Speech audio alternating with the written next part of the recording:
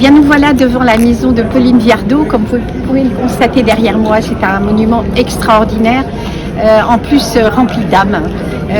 Pourquoi on est là? Eh bien, on est là parce que c'était aujourd'hui l'inauguration des travaux qui ont duré près de 5 ans. 5 ans, je dirais, avec un travail de fond extraordinaire. Moi, je me rappelle être venue ici il y a quelques années avec, bien sûr, le maire, Luc Vatel, et Georges Chaminet, qui est en charge aussi de tout ce projet-là.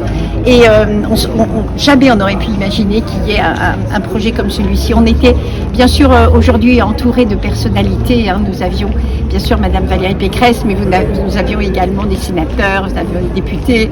Enfin bref, tout le monde était ici pour agrémenter cette journée qui mérite véritablement d'être un jour important dans le cadre aussi des journées du patrimoine. C'est une maison qui appartient au patrimoine également, non seulement de la ville, mais de la ville de la Celle-Saint-Cloud, parce qu'au départ, c'est la Celle-Saint-Cloud, avec un bail amphithéotique, avec ici notre ville de Bougival. Mais c'est aussi toute une partie, je dirais, de notre richesse touristique et patrimoniale du département des Yvelines.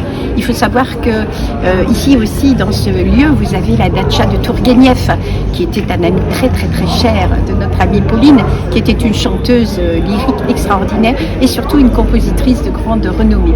Donc voilà pourquoi on est là, parce que bientôt ça va être ouvert à la population et on va se retrouver avec encore une fois un lieu extraordinaire dans les Yvelines.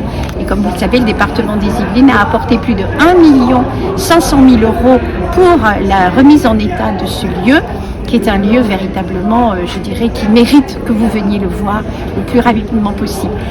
Je suis très émue aujourd'hui d'être ici dans ce lieu et dans ce cadre. On sent véritablement la présence de tous ces artistes et je souhaite dire que ça peut créer aussi de nouveaux artistes de venir ici et de s'en inspirer. Voilà. Alors pensez à tous nos lieux magiques du département, à nos châteaux, à nos maisons des illustres.